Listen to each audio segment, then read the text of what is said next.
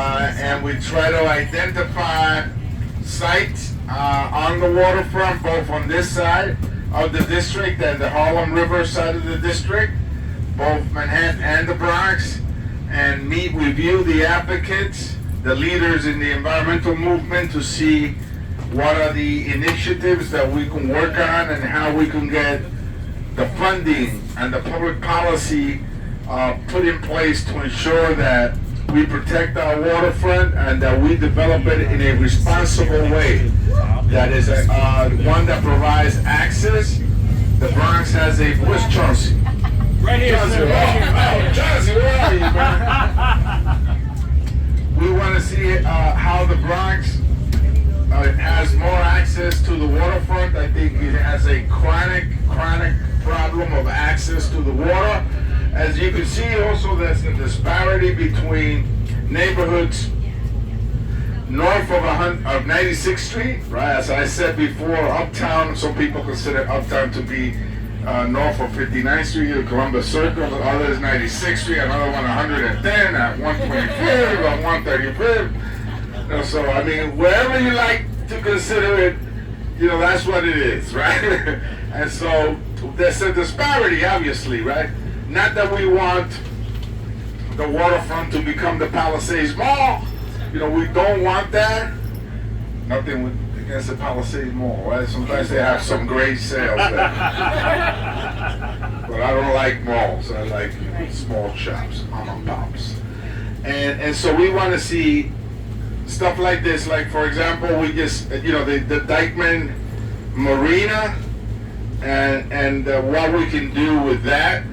Whether we could have future ferry service there, or do we develop that in an environmental friendly way to ensure that families have access to that waterfront. That you have the little, you see the beach right there? That's the Dykeman Beach right over there.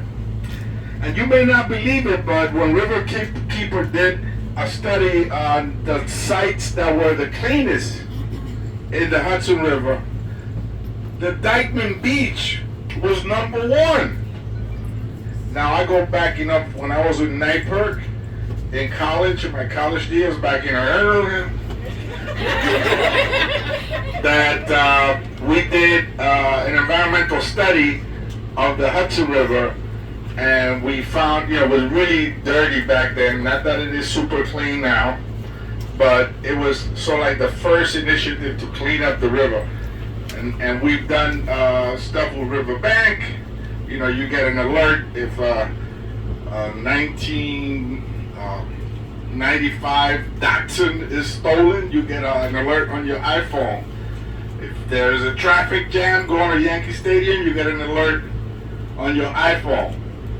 But where Riverbank is dumping thousands of untreated sewage water in the river in the middle of a triathlon, you don't get an alert. And the river no longer is just a waterway. It's now recreational, right?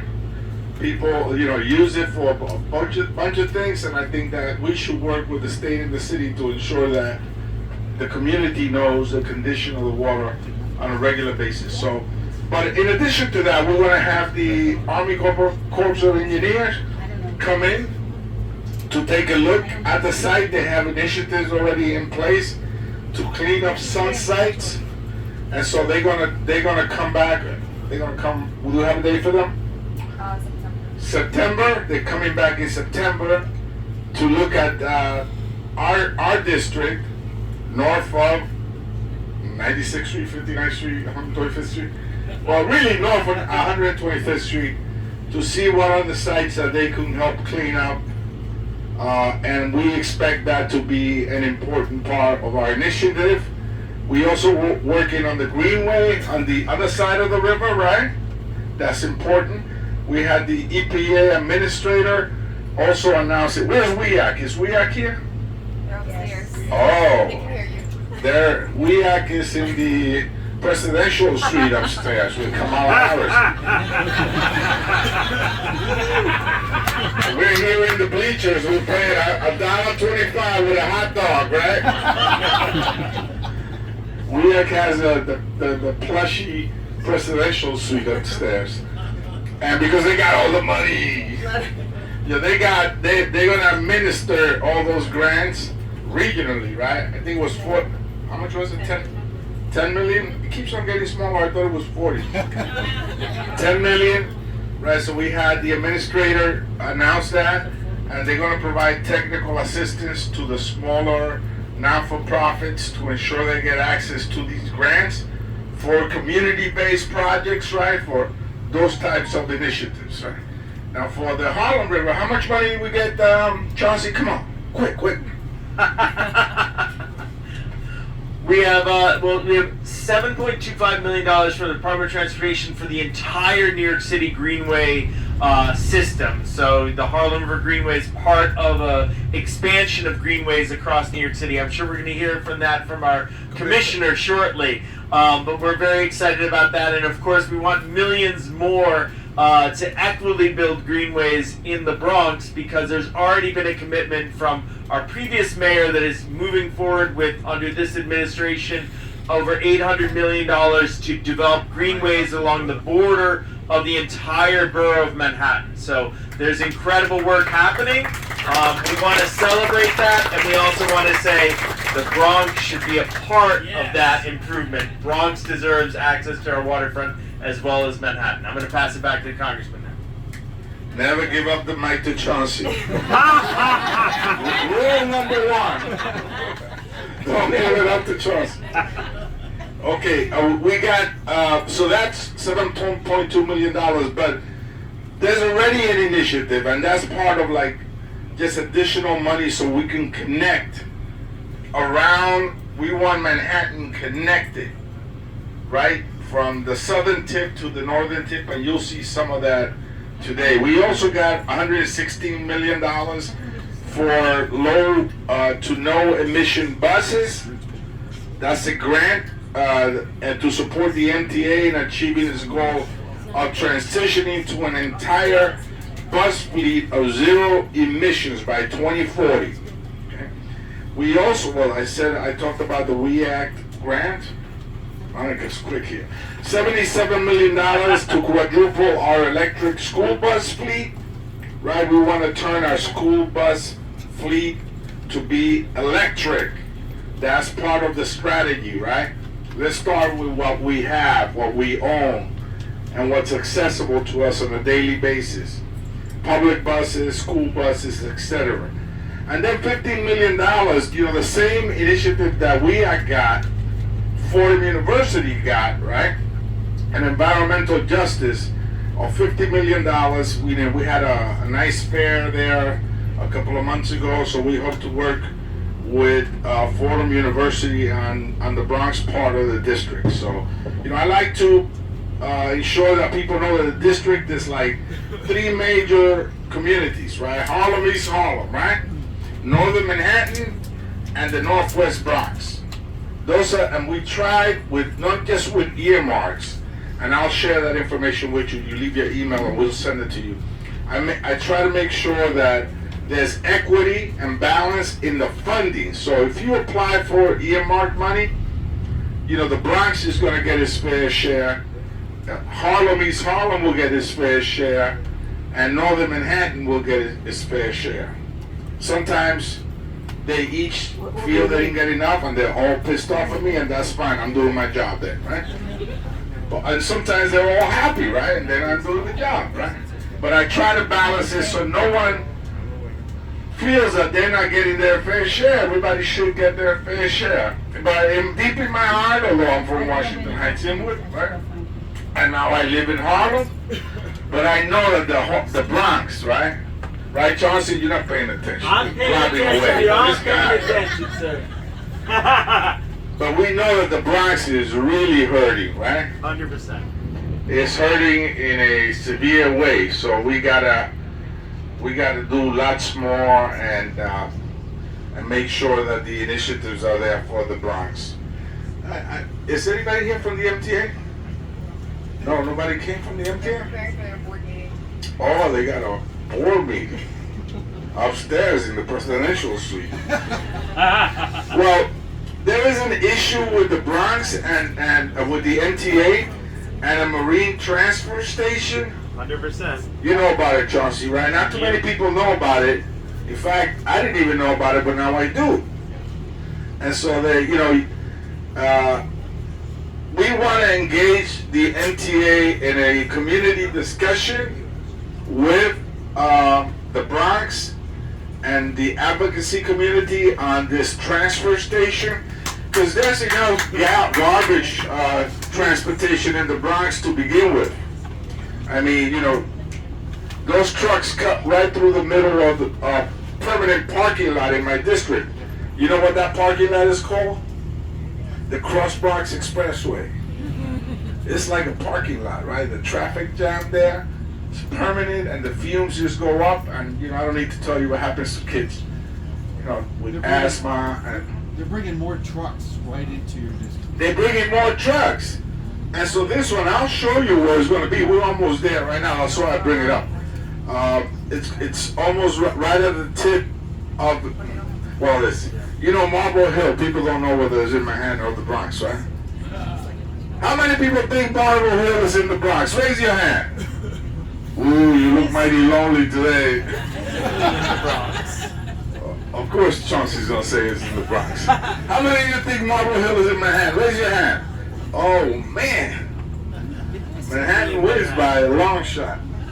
So, this is Spite and Dibble, and of course Marlboro Hill is geographically in the Bronx, but legally is in New York County. Although its zip code is 104, its police services are Bronx services, the school services are Bronx services, its fire department services are Bronx services, but technically and legally it's in New York County, in Manhattan.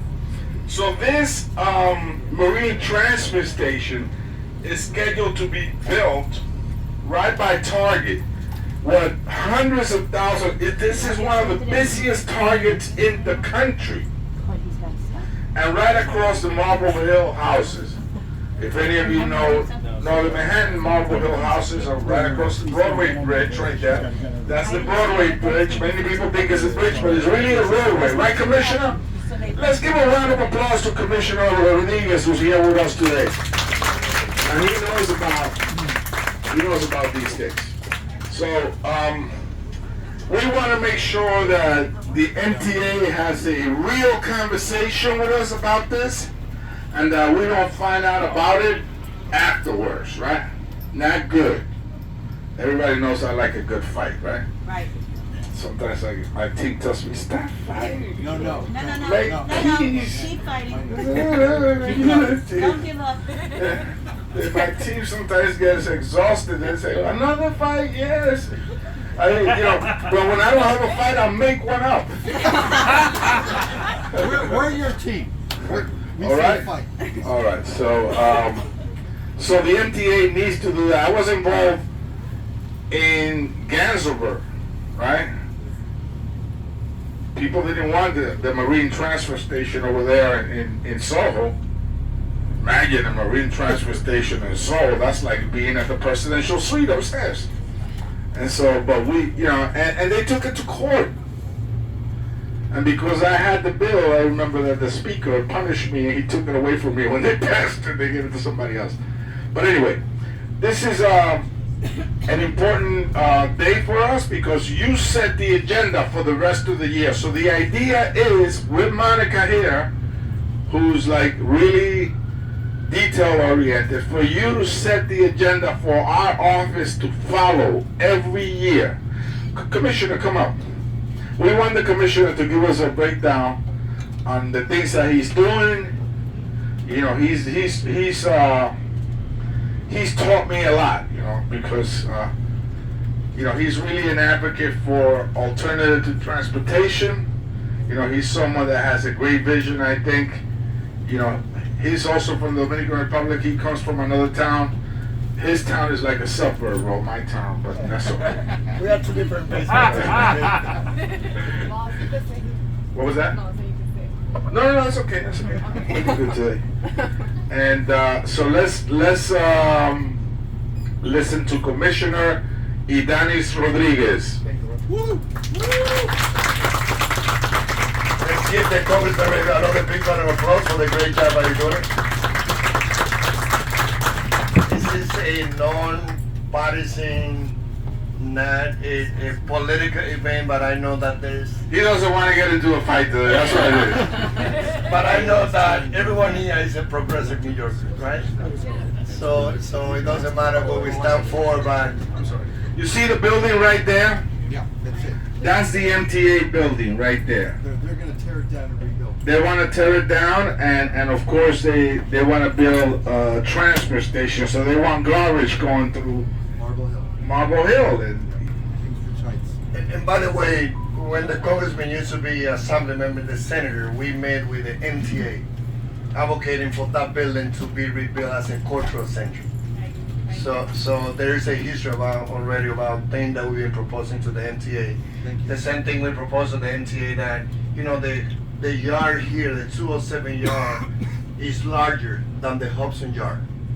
And we also been, for years, we even worked with Vice Chairman Ferrer to look at the potential thing that we can do also above this red yard here, 207. So, whatever MTA is proposing is not lack of the community or the elected official putting some concrete proposal about all the things that we can do in this area. I invite, first of all of you to look for the history about when Marble Hill was built, which is a fascinating story. And I know that back there, Danielle, who is do our New York City intergovernmental, is in charge for our intergovernmental division for the city. She can share with you, there's a video, I know probably some of you have seen it, when that bridge was built and when the city were to connect the Hudson River in this part. And it's like yesterday that happened. So the bridge, that's right there. yeah, so This is the rail yard right there, and as you see, it got flooded during Sandy. So this is the work that was done. But in addition to that, just a little bit north of it, just a little bit south of it, you had what's the name of the club where the Birdman was at? Anybody help me out here? The chairman. Yeah, it was further down. You have a bunch of spots along the river that are, great potentials for us to develop responsibly and to give communities access to the waterfront. I'm sorry, Commissioner. That's okay. and one thing that you will see in the history is that the bridge that was first built at 207, it was the same bridge that then when they built that connection between this area here, which is still Councilmember Capel, they will say that Marble Hill belongs to the Bronx, but as a former council member that I was for 3 years, Marble Hill is Manhattan. And it's so confused that even when I run and I won my council seat in 2009, because my address was H in Jacob's place, someone said, does Idani Rodriguez live in Manhattan or the Bronx? And I had to go and explain, no, Marble Hill is Manhattan. But it's like one of the fascinating things because all the elected officials, Marble Hill, they are elected representing Manhattan. But all city agency is run community board. We share the seat between Riverdale and this area. So it's a lot of, history related to when it was built.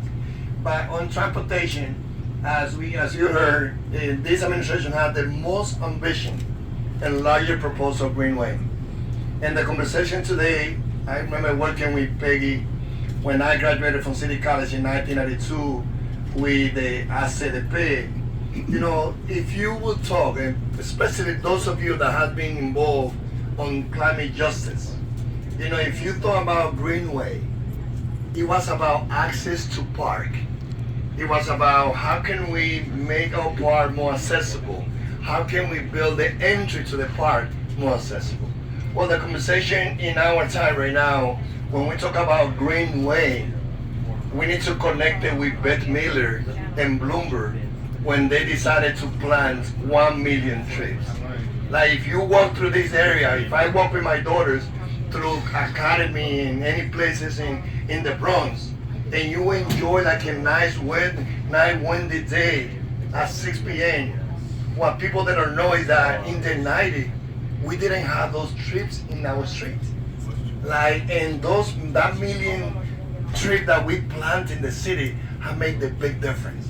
If you look at 34th Avenue in Queens, you will see 1.8 miles that was only a storage for car, and that became as one of the best role models in the nation on how a city was able to reimagine 1.8 miles that used to be only a storage for car, and now it's used for pedestrian, for cycling, for culture and other things. So this is what we are. What is the specific proposal that we are right now? One of those is, as you heard, to connect from Barco Park to Randall's Island. That's like 8 miles. But this is more a community-led process. So DOT is leading the community engagement. We've been holding a lot of meetings, listening for the community from the north to the south to the center on how we would like to see that 8 miles connecting with access to water, for biking, for walking. Those are the type of things that you're doing. In Queens, we also have a very ambitious plan. And of course, as you know, 30% of the whole contamination that we have in our street is the result of vehicles, trucks and cars. And that's why we are working every day to reimagine the use of public space. So I would like to, and we will have a lot of conversation about this issue, but I want to end it inviting all of you to join us in our Summit Street. So we're kicking off this coming Saturday in Staten Island, which is not the forgotten borough anymore, in Queens. So starting next Saturday, the 3rd, for 3 consecutive Saturdays, we're going to be in Manhattan. Not anymore at Park Avenue or to 79th Street. In this administration, we extended to Harlem. So Summit Street started at Center Street in the Manhattan side of the Brooklyn Bridge, going north to 125th, and then August 24, we do in the Bronx. So on August 24, from Grand Concourse, from Oshulo Parkway to Trimming, we also are closing. So there's a lot of space. Anyone that would like to activate anything related to promote the Greenway, you have great opportunity. You can let her know how you like to be involved with us. So again, a lot of work to be done, and it's great to be working in partnership with Congress member, with all the advocates here. Thank you, Commissioner. The North Code, that's what the name that was escaping me, and you can see it right up here. And of course, the EPA has been instrumental because, as you know, our president had a nice piece of legislation, a tiny one, that everybody almost forgot about. It's called the Inflation Reduction Act, right? And that's the biggest investment in the environment. When I went to Egypt for the COP, the entire world was talking about the Inflation Reduction Act and what we were doing for the environment. So we took the lead. We should take the lead in paying our dues, making sure that we lead by example, that we drag the rest of the world with us to ensure that we are responsible and we lead to our planet back to health. And the EPA has been leading the charge. As I said earlier, the administrator was here a few months back and worked with the WEAC. Now they're going to work in the Bronx with Fordham University. So let's welcome Javier Loriano from the EPA. By the way, these bridges are having mechanical issues, right, Chauncey? Yes, indeed. So we gotta talk about that, because that's a big investment to make sure that they could open up and allow some folks to get through. But right now they're having major mechanical problems that we gotta talk about as well. Welcome, Javier, please. Gracias. And from the Dominican Republic to Puerto Rico, I'm from Puerto Rico originally. So a real pleasure to be here. I have some talking points to make sure that I mention every single person that my colleagues told me to mention. If I don't do it, I will get in trouble. So before that, the representative mentioned the Inflation Reduction Act. The sky was orange here. It was horrible. Just last month, we saw the first Category 5 hurricane destroying part of the Caribbean. So it's here, and thanks to the Inflation Reduction Act and the bipartisan infrastructure law, for the first time in EPA, we are receiving not millions but billions of dollars to improve the environment as it relates to resiliency and fighting climate change. So thank you, Espaillat, and Monica, of course. Monica has been a leader here, hosting us. Thank you, Monica, and all your staff. Head the New Jersey Harbor and Estuary Program. Thank you for hosting us. DCEQ and the Hardin River Working Group.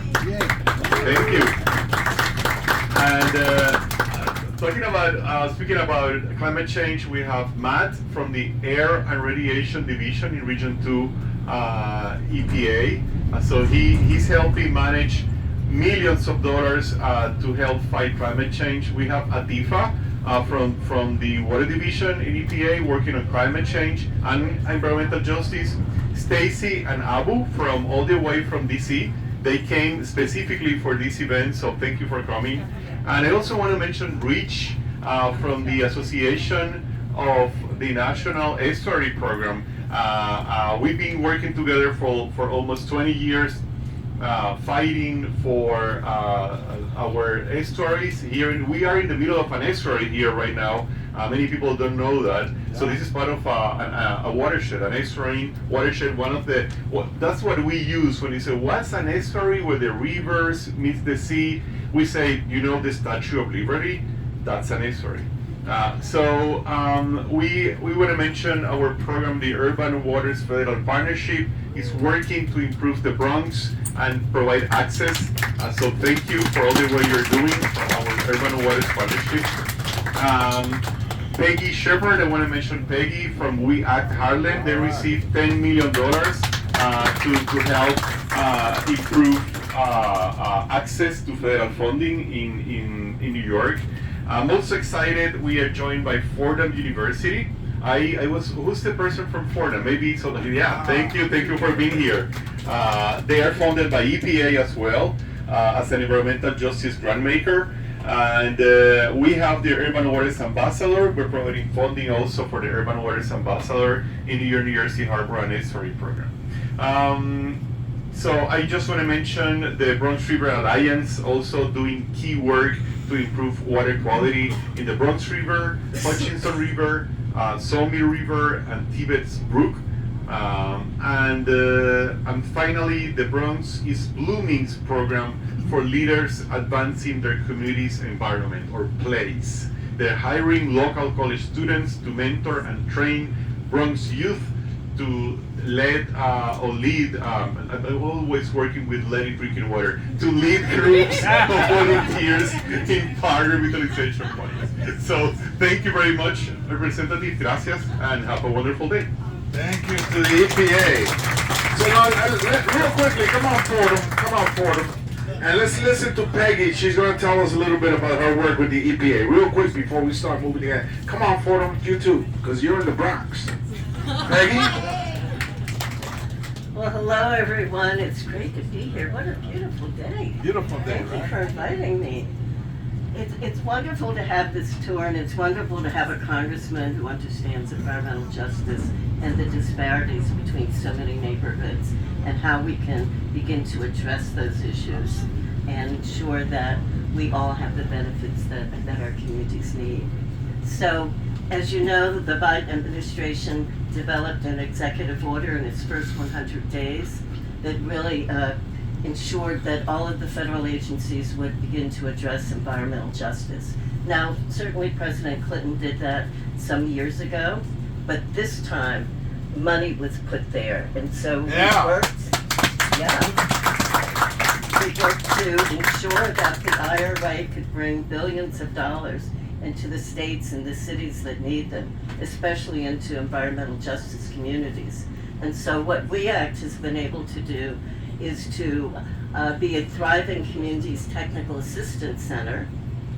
And what does that mean? It means that we are there to provide assistance to any community-based group, also some small municipalities that need to write grants to address some of the RFPs that are coming out from EPA, from the Department of Energy, Department of Transportation, there's so much money, so many projects coming out that we can all take advantage of.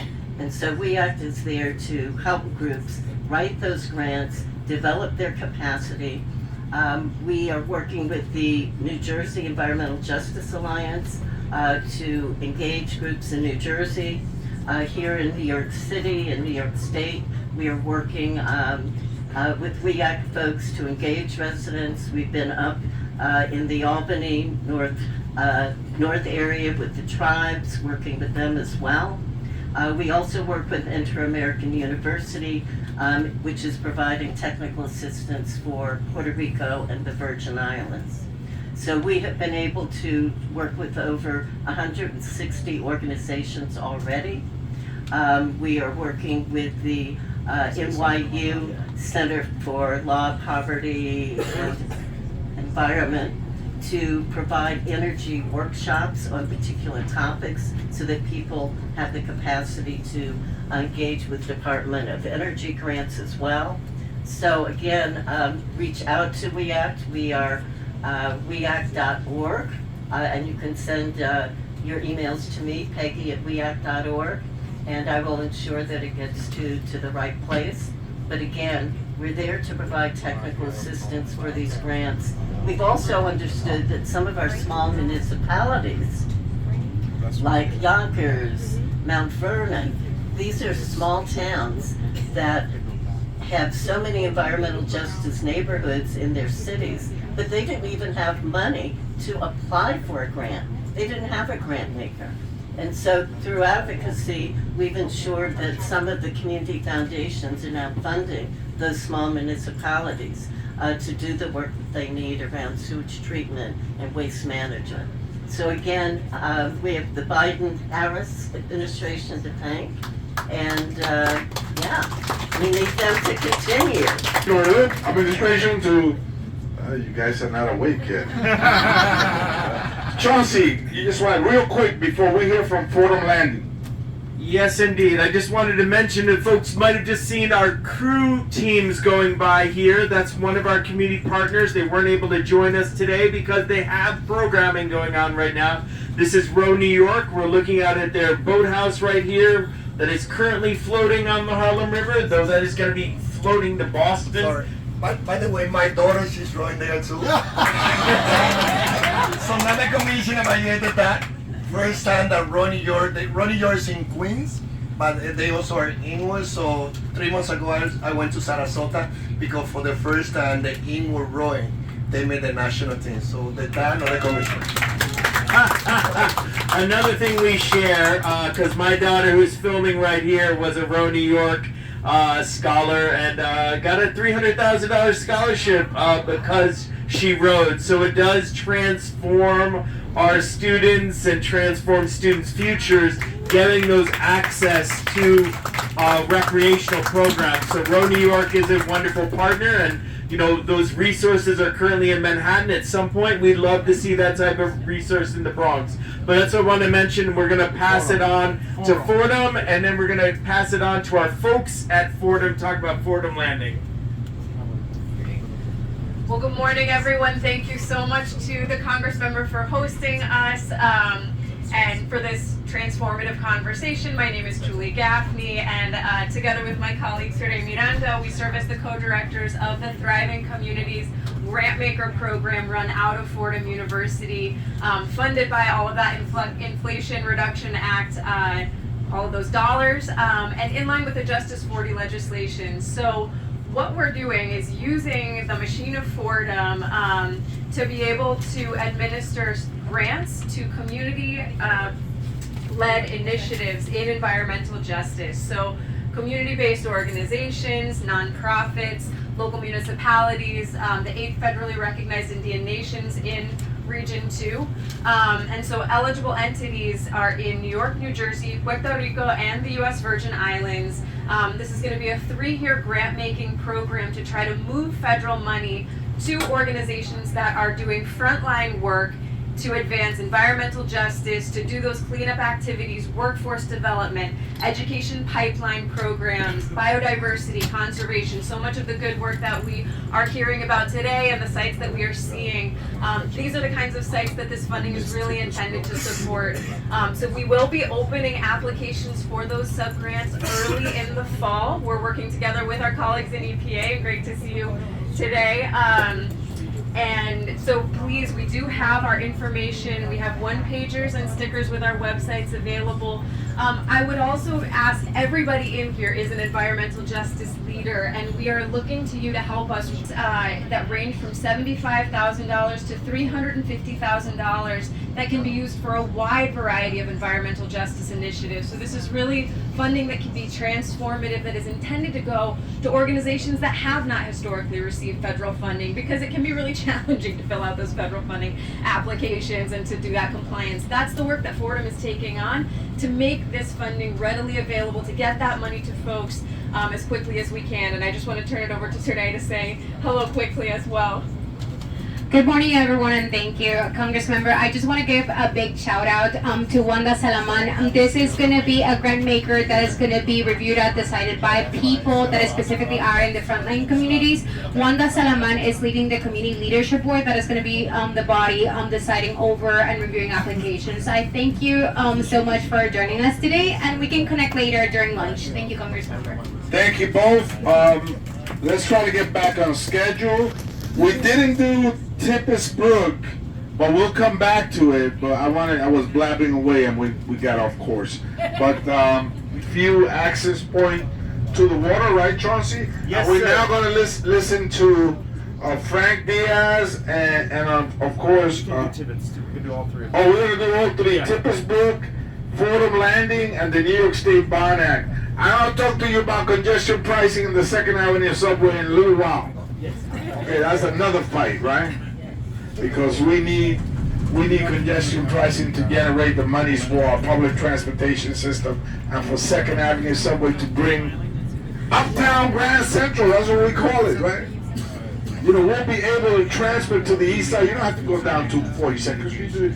You know, if we build Second Avenue subway, we're going to be transform uptown Manhattan, and you'll be able to cross over to Lexington or 2nd Avenue right on 125th Street. You don't have to go down to 42nd Street to Times Square anymore. And that's a major shift in transportation. And you'll be able, I'm getting into 2nd Avenue subway now, right? And you'll be able to take a Metro North, express bus service to the airport, future water transportation. I mean, this is a hub.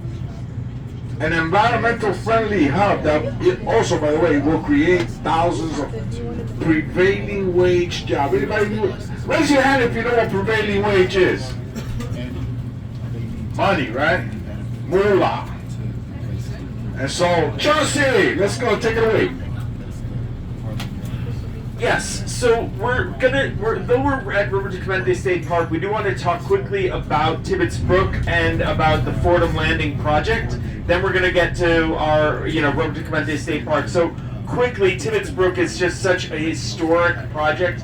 Want to let Rupesh share about it, but it's a project that, us ourselves as community members, BCQ, a lot of our partners have been advocating for decades. It is now the largest green infrastructure daylighting project in the country. So, over to. Thank you, Chauncey. Thank you. You've always been really supportive of this project. I'm with the New York City DEP. I'm an assistant commissioner there. Most of you don't know me. For those of you, who don't know me, my name is Rupesh Joshi. And a few of you that do know me, my name is still Rupesh Joshi. But I head the design and construction for our green infrastructure projects. Now, New York City DEP, our largest work is water supply, and we're great at it. One of the best in the world, and it's also, sewer and wastewater treatment. We've got some of the greatest wastewater treatment plants. But over the last decade, what we've also been doing is having a strong green infrastructure project, and especially because of what's happening with climate change, we found that our sewers, really can't handle what's happening right now. And not just that, with our green infrastructure program, we're also cleaning our harbors, our waterways, and over the last decade, We have built over 12,000 green infrastructure that includes rain gardens, and it's also had the added benefit of beautifying our city. All these rain gardens, they also help with urban heat reduction. And as Chauncey mentioned earlier, we've got this Tibbetts Brook Daylighting Project, which is the largest green infrastructure project in terms of it's the one project that is going to reduce the most amount of combined sewer overflows that helps with the water quality, especially in Harlem River. And it's basically how nature intended it to be. Even though we have a great sewer system, our goal, our program's goal is to take away that water from the sewer and send it into the ground before it can reach the sewer. And what that's going to help is also provide a little bit more capacity to the sewers, especially during time of heavy rainfall.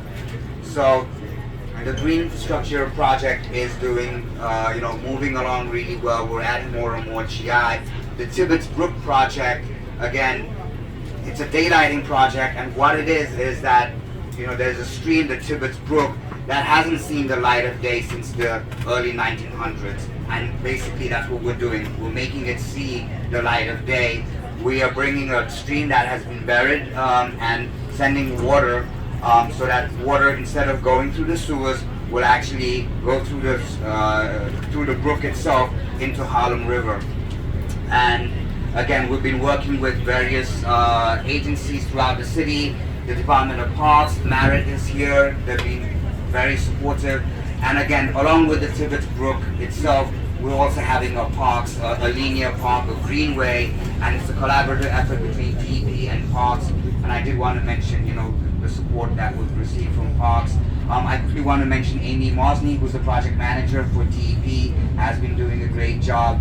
But we've also been working with DOT, City DOT, State DOT, as well as the MTA. And then again, we've had great support from our community partners, from PCEQ, Bank Portland Park Alliance, again, Chauncey, Karen Argenti, Bob Finucci, they've been great, as well as the elected officials, including Congressman Espaillat, who